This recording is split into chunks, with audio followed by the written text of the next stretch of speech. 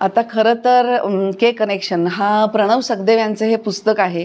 सगळ्यांनी त्याचं फोटोही बघितला असेल मला वाटतं. पण एक वेगळा अनुभव हे पुस्तक आपल्याला अशा तऱ्हेने देतं की पौगंडावस्थेवरती आपण अनेक पुस्तकं वाचली. म्हणजे त्याच्यात सगळ्यात पहिलं जर आठवेल तर आपल्याला मिलिंद बोकीलांची शाळा आठवते.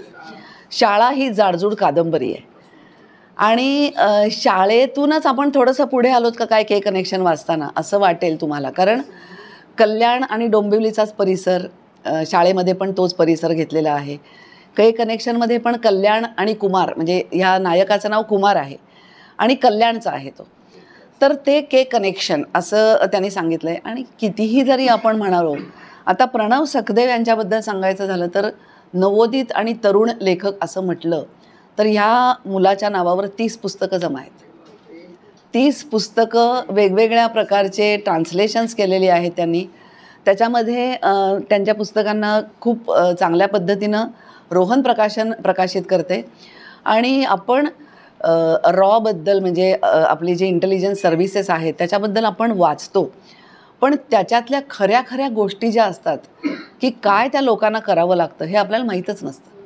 तर यावरती त्यांनी 4 पुस्तकं गेल्या वर्षी प्रकाशित केली आहेत. Mission Nepal, Istanbul, Afghanistan.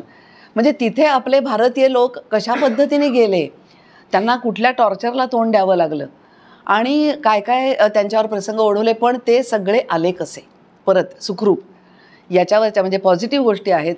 असे काही निगेटिव्ह गोष्टी असणारच आहेत, फक्त त्या पुस्तकामध्ये त्यांनी घेतल्या नाही आहेत. तर ही अशी वेगवेगळी पुस्तकं. त्याच्यानंतर काही पुस्तकांचं संपादन त्यांनी केलेलं आहे. आणि गेल्या वर्षी म्हणजे एक 2-3 वर्षांपूर्वी काळे करडे स्ट्रोक्स नावाची एक कादंबरी आली होती. तीही खूप गाजली. कारण त्याच्यामध्ये आपल्या सगळ्यांच्या तरुणपणामधल्या ज्या काही आठवणी आहेत त्याच्यापेक्षा एक वेगळाच कुठला तरी युवा वर्ग त्यांनी दाखवला होता.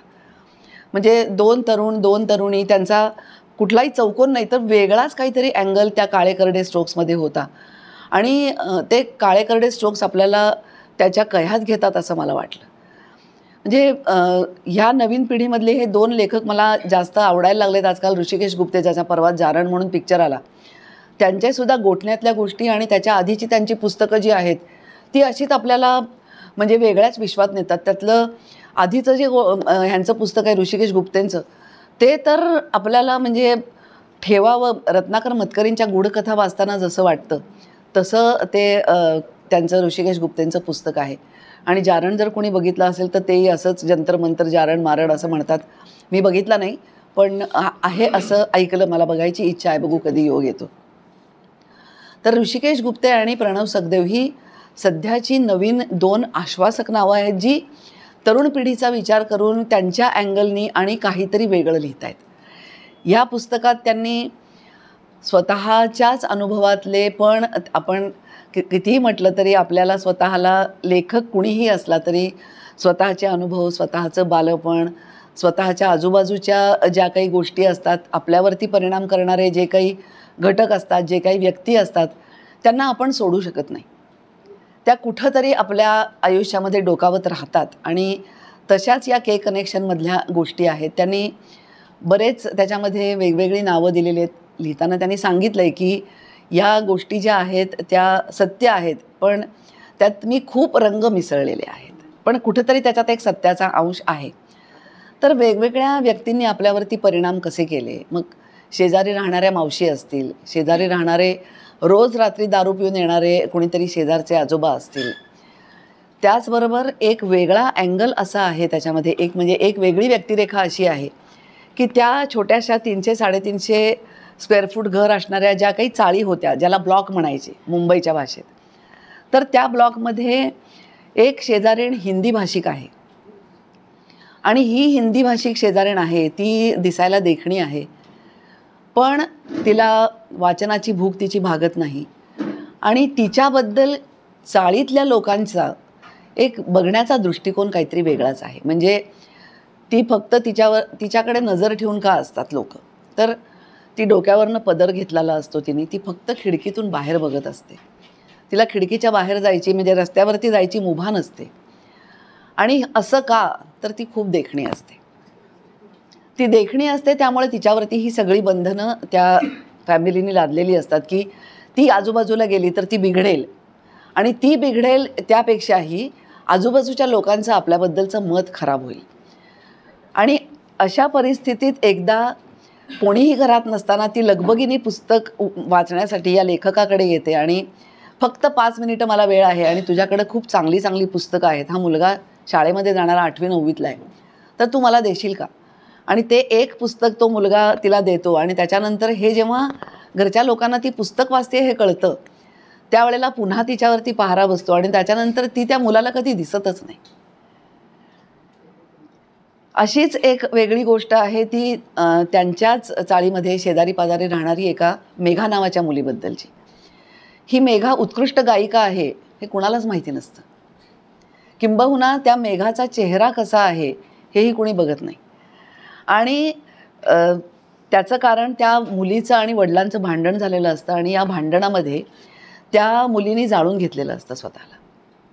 तिचा चेहऱ्याचा पूर्ण भाग चिकटलेला जळलेला असा असतो आणि त्याची लाज वाटत असल्यामुळे तिचे आईवडील तिला कुठं बाहेरही नेत नाहीत, कार्यक्रमालाही नेत नाहीत आणि काही म्हणजे तिचा कुठला बाहेरच्या व्यक्तींशी संबंधच येत नाही. शाळा तिची बंद झालेली असते, कॉलेजमध्ये जाणारी असते ती, पण तिचं कॉलेज देखील बाहेरून परीक्षा देणं, म्हणजे कॉलेजमध्ये न जाता बाहेरून परीक्षा देणं आणि मग त्याच्यावरती डिग्री मिळवणं असं असतं.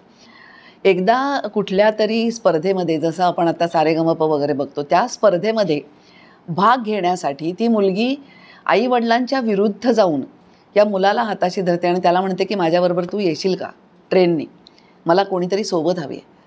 तर हा 8वीतला मुलगा तिच्याबरोबर जातो आणि ज्या वेळेला ती मुलगी स्टेजवरती जाते, तिचा आवाज ऐकू येतो, त्यावेळेला त्याला कळतं की अरे, हा आपल्या मेघा दीदीचा आवाज इतका सुंदर आहे आणि ती किती छान गाते. आणि परीक्षक तिला सांगतात की तुम्ही असं चेहऱ्यावरती अवगुंठन ठेवून का गाताय, ते बाजूला करा. तर ती म्हणते नाही, मला माझा चेहरा दाखवायचा नाही आहे कोणाला. तर मग परीक्षक म्हणतात की आम्हाला कसं कळेल की तुम्हीच गाताय? कदाचित असंही असेल ना की तुम्ही बंद केलं आणि तुम्ही काहीतरी लावलं आहे आतमध्ये, आम्ही कसा विश्वास ठेवायचा? तर त्या कश्मकशमध्ये ती मुलगी की मी हा माझा चेहरा दाखवला तर घरच्यांना कळेल आणि मग मी दाखवला चेहरा तर बाकीचे काय म्हणतील माझ्या चेहऱ्याला, या 2 गोष्टींच्यावरती संघर्ष होतो मनात तिच्या. पण शेवटी तो संघर्ष झुगारून ती स्वतःच्या चेहऱ्यावरची ओढणी काढते आणि जेव्हा हा मुलगा देखील कुमार जेव्हा बघतो तिला, तेव्हा त्याला देखील धक्का बसतो की आपली मेघा दीदी इतका सुंदर आवाज जिचा आहे, तिचा चेहरा असा आहे, पण चेहऱ्यावर प्रेम करायचं असतं का व्यक्तीवर प्रेम करायचं असतं? आणि मग जो एपिसोड जेव्हा तो दाखवला जातो तेव्हा त्या चाळीमधला हलकल्लोळ दाखवलेला आहे, त्या कथेमध्ये तो आलेला आहे. अशा वेगवेगळ्या, म्हणजे एक कथा वाचून आपण पुढच्या कथेकडे वळत नाही, आपण त्या कथेत रेंगाळतच राहतो. त्या कथेवरती आपण विचार करत राहतो की अरे बापरे, असा प्रसंग आपल्या शेजारी पाजारी कुणावर आला असेल तर आपण काय केलं असतं? किंवा असं आपल्याला माहिती असतं की आपल्या शेजारी पण आपण बघतो ना की अनेक लोक असतात की ज्यांच्यावर काही बंधनं असतात, ज्यांच्यावरती अमुक अमुक करू नका, असं करू नका, असे काही लोकांनी लादलेले निर्बंध असतात. तर आपण काय केलं असतं त्यावेळेला, असा आपल्या मनात प्रश्न येतो.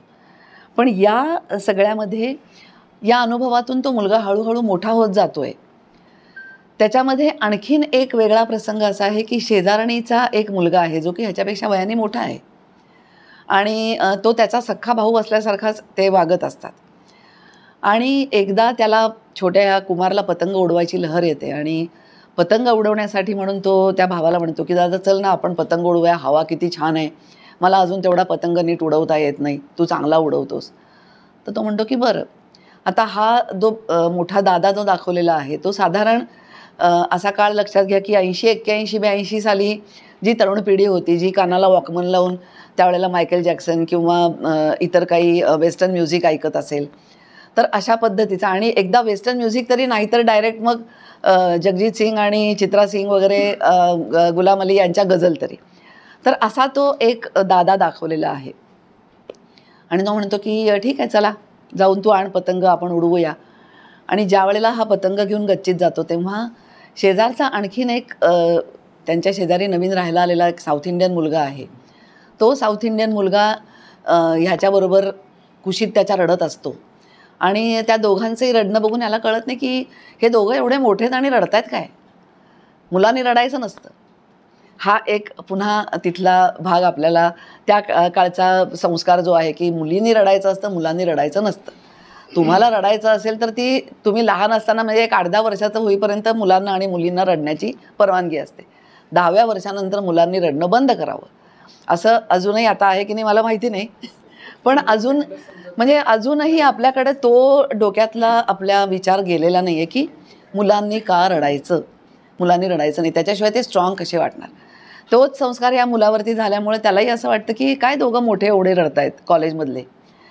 आणि त्यावेळेला जेव्हा त्यांचा पतंग वगैरे उडवून होतो आणि हा त्याला घाबरत घाबरत विचारतो की दादा तू का रडत होतास रे.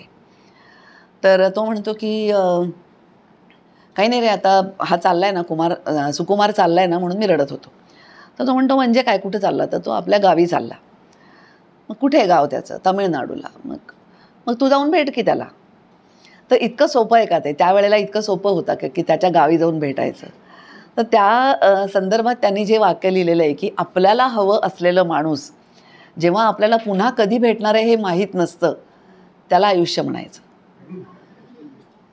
इतक्या इतक्या छोट्या गोष्टींमधून त्यांनी आयुष्याबद्दलचे संदर्भ दिलेले आहेत. आणि त्यातला सगळ्यात मला आवडलेला भाग मी तुम्हाला वाचून दाखवते. म्हणजे मला तो खूपच आवडला की आपण सगळ्यांनी आपापल्या मित्रांच्या मैत्रिणींच्या लहानपणी खोड्या काढलेल्या असतात, चेष्टा केलेल्या असतात. कधीकधी त्या चेष्टा जीवघेण्या पण असतात. म्हणजे एखाद्या मैत्रिणीला चिडवायचं तर आपण इतकं चिडवून बेजार करतो की कधीतरी ती आपल्याशी बोलणं बंद करते. किंवा एखाद्या मित्राला इतकं टार्गेट करायचं की शेवटी तो आपला ग्रुप सोडून देतो. तर अशा पद्धतीचं एक काहीतरी मत्सर, असूया, एखाद्या व्यक्तीकडे आपल्याला हवी असणारी गोष्ट आल्यानंतर वाटणारी तगमग, ही सगळी त्यावेळची जी त्यांची MTB सायकल होती, ती सायकल त्यांचा एक मित्र घेऊन येतो. आणि असा मित्र तरी कसा की जो अगदी काय म्हणतो आपण चाळीमध्ये, म्हणजे ह्यांची चाळ होती पण त्याहीपेक्षा छोटी, ज्याच्या घरावरती कौलं नाही आहेत नीट, ज्याच्या घराची फरशी नाही आहे नीट, अशा घरातला मुलगा ती सायकल घेऊन येतो. म्हणजे आमच्याकडे सगळं आहे, आमच्याकडं आम्ही खाऊन पिऊन सुखी आहोत पण चैन करताना दुःखी आहोत, असं त्याचं वाक्य आहे. की चैन करायची म्हणलं की आमच्याकडे दुःख असायचं पण आम्ही खाऊन पिऊन सुखी होतो. तर खाऊन पिऊन सुखी असलेल्या वर्गाकडे साधी BSL आमची, पण त्याच्याकडे जी चैन नाही आहे, खायची प्यायची सुद्धा नाही आहे, त्याच्याकडे ही सायकल कशी आली. आणि मग ती सायकल आल्यावरती बाकीचे सगळे मित्र ज्यांची दुश्मनी असते ते सुद्धा एकत्र येतात आणि ह्या मुलाच्या सायकलचं काय करतात. आणि त्यांचा म्हणजे तो फार म्हणजे चटका लावणारा प्रसंग मला वाटला की सायकली येतात जातात किंवा वस्तू येतात जातात, पण मैत्र आपलं जेव्हा जातं ना कायमचं, तेव्हा फार दुःख होतं. तर असाच तो प्रसंग आहे.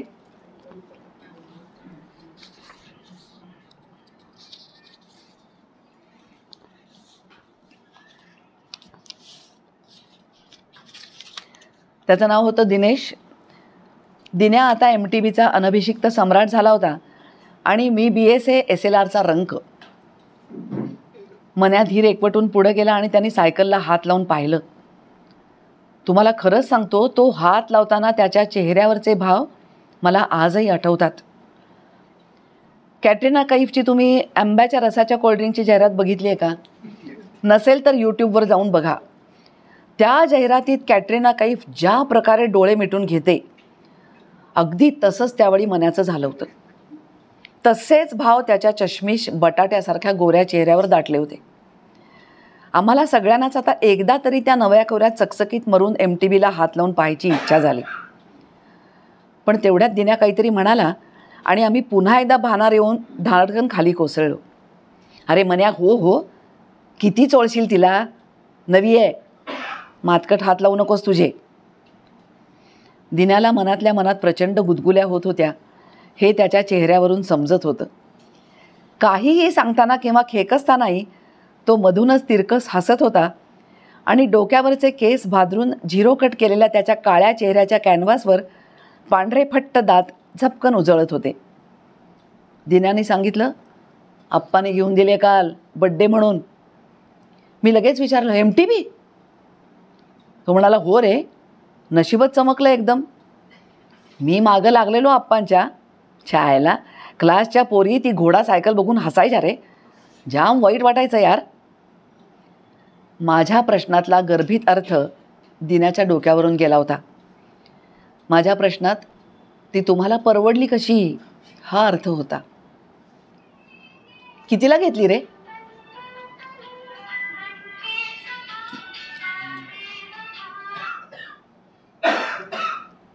कितीला घेतली रे? मन्याने दिन्याला विचारलं. दिन्या भोळसटासारखा उत्तरला, मलाही माहीत नाही रे, आप्पाने घेतली आहे हप्त्यांवर. अच्छा, कुठून घेतली? ते शिवाजी चौकात मार्केटच्या अडवाणी सायकलवाल्याचं दुकान आहे ना, तिथून. मी नव्हतो गेलो घ्यायला, आप्पानी सरप्राईज दिलं आहे, दिन्या खुशीत येत म्हणाला. त्याचे डोळे आणि दात दोन्ही लकाकले. चला, आज सगळ्यांना बोरकुटाची पार्टी माझ्याकडून सायकलबद्दल. बोरकुटाची पार्टी झाल्यावर दिन्या सायकलीवरून निघून गेला. झुई असा सायकलचा स्मूथ आवाज काढत त्याची नवी कोरी MTB पळू लागली, तेव्हा पुन्हा एकदा त्या सायकलीनं माझ्या हृदयाचा ठाव घेतला. आम्ही, निदान मी तरी देहभान हरपून MTBमय झालो आणि मनातले भाव आणखीनच उसळी मारून रटरटू लागले. मी मनाला जरा बाजूला घेतलं आणि त्याच्यासोबत वेगळ्यानं चालत गेलो. दिन्याकडं नवी MTB आली आहे हे मनालाही चांगलंच बोचलं होतं आणि आता यावर काहीतरी केलं पाहिजे असं त्यालाही वाटत होतं. मग आम्ही दोघांनी एक प्लॅन ठरवला.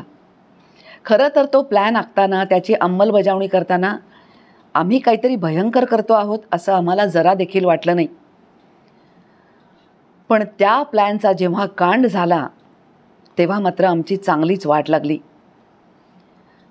दिन्याच्या नव्या MTBला 10-12 दिवस झाल्यावर एकदा सकाळी दिन्या आणि त्याचे आप्पा माझ्या घरी आले. काय घडलं असणार याचा अंदाज असल्यानं मी त्यांना आमच्या बिल्डिंग खालच्या आवारात नेलं. यातलं आईबाबांना काही कळायला नको होतं मला. आमचा प्लॅन घरी समजला असता तर बाबांनी मला फोडूनच काढलं असतं. उंचाडा काटक दिन्या अक्षरशः मुसमुसून रडत होता आणि त्याचे आप्पा घायकुतीला आल्यागत बोलत होते. ते म्हणाले, अरे दिन्याची नवी कोरी सायकल चोरीला गेली रे, तुला माहिती आहे का काही? माहीत असूनही माहीत नसल्याचा खोटा भाव आणण्यासाठी चेहरा सपाट ठेवून मी म्हणालो, हो का? मला कसं काय माहीत असणार काका? नाही म्हणजे तुला माहिती आहे असं म्हणायचं नाही रे, पण तुम्हा पोरांच्या काही खोड्या बिड्या नाहीत ना, एवढंच एकदा विचारायचं होतं. मी दिन्याला विचारलं, दुसरीकडे कुठं नेली होतीस का दिन्या? दिन्या म्हणाला, नाही यार, काल रात्री जेवण केल्यावर राऊंड मारून आलो आणि नेहमीसारखी साखळीने बांधून ठेवली होती MTB. दिन्याच्या बाबांनी त्याला डोक्यात टपली हाणली. तरी मी तुला बोललो होतो घरात आणून ठेव, पण ऐकल तो दिन्या कसला? आता सायकल गेली ती गेली, बसले ना हप्ते बोकांडी.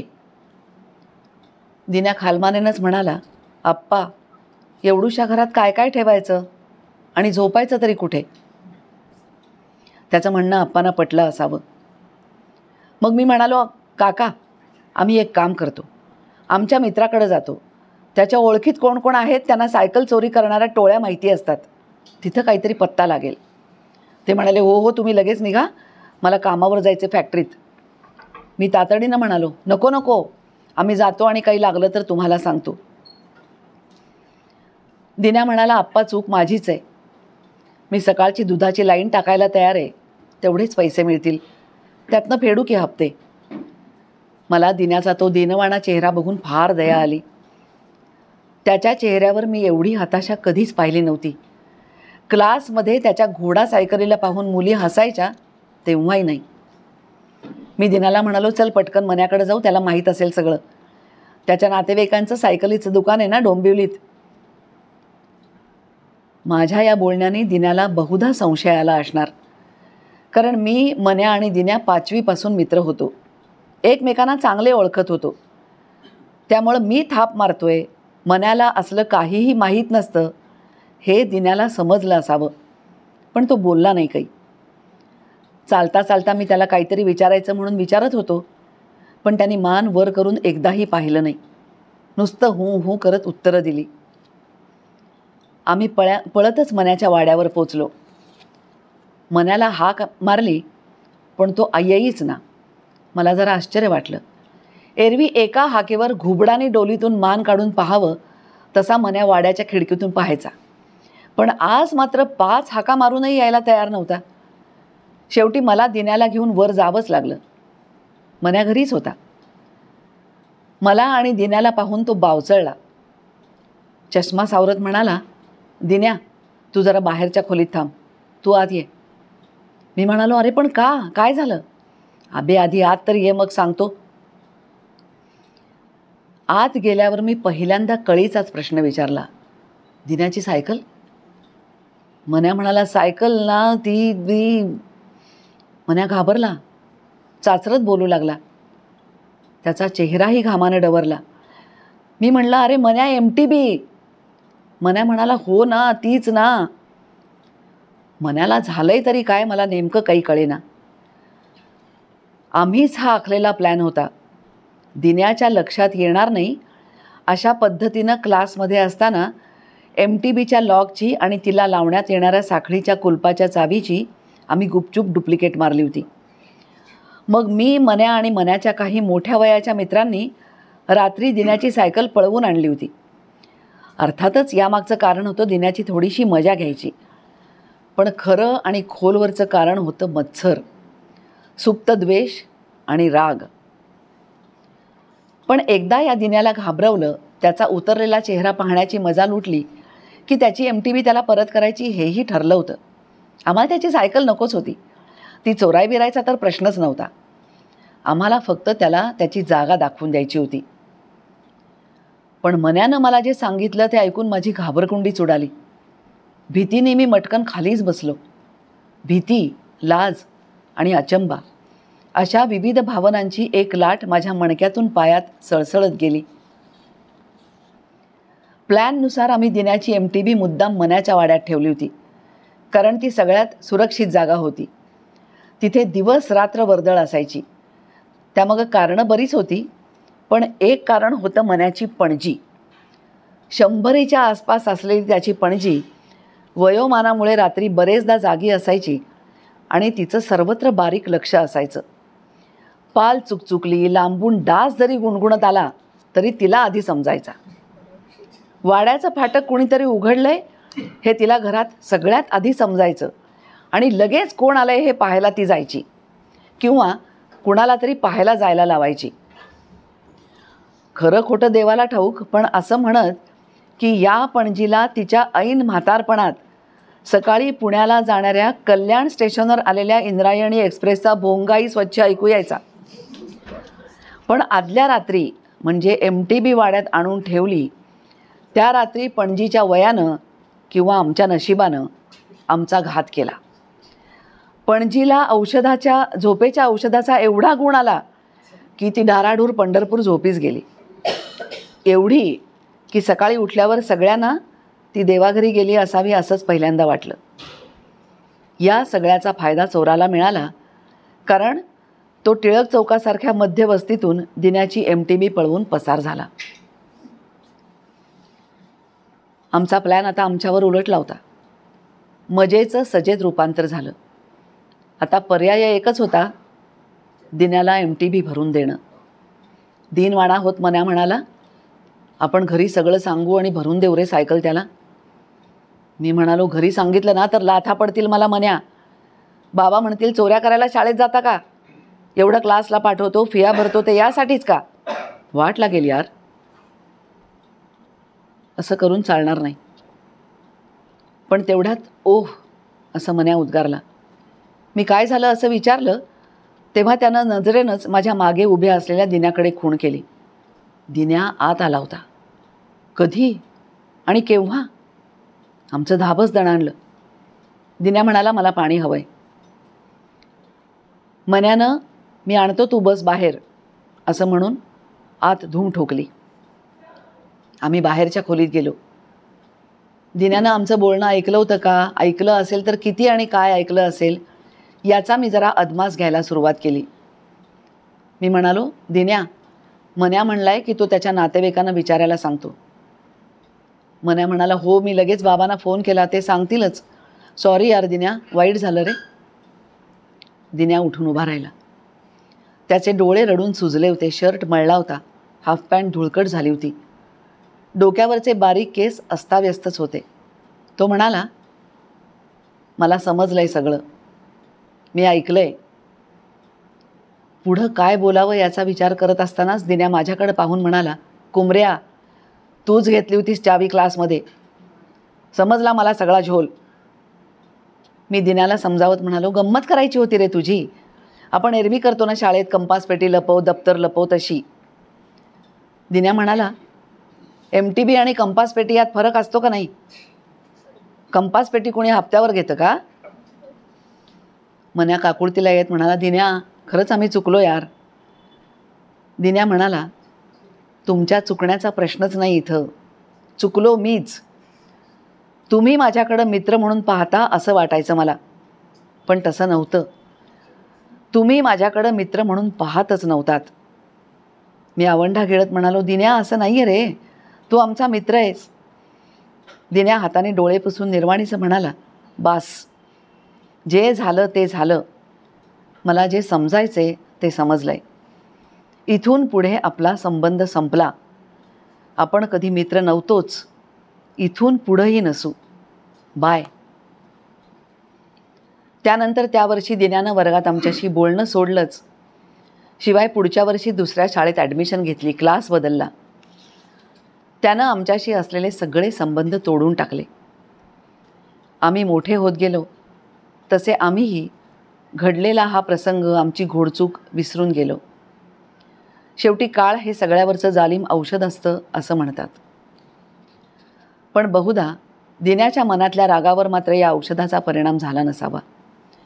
फक्त त्याचा चांगुलपणा असा की त्यानं बदला घेण्यासाठी आमचं काही नुकसान केलं नाही किंवा त्याच्या आप्पांनाही आम्ही केलेलं कांड सांगितलं नाही. तो आमच्यापासून फार दूर गेला.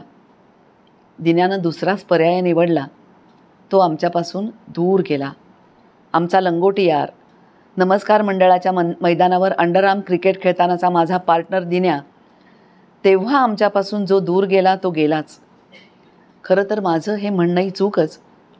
आम्हीच त्याला कधी जवळ केलं नव्हतं, कधीच.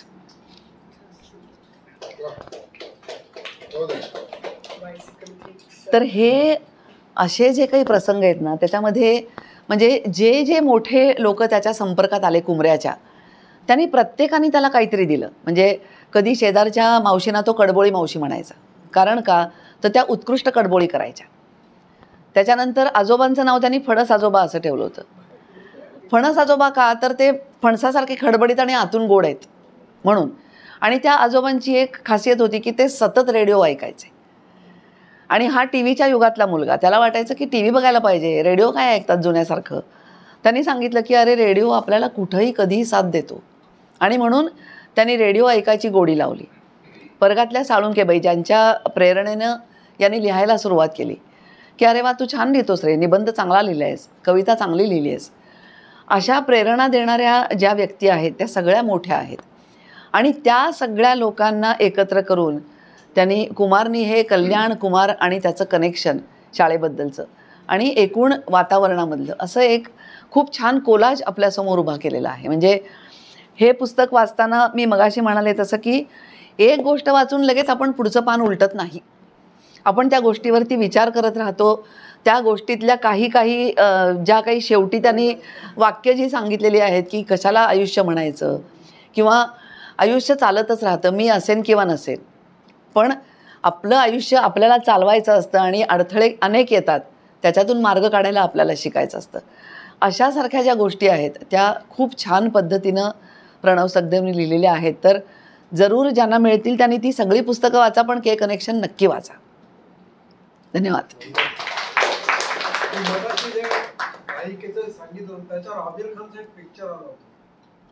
हो का?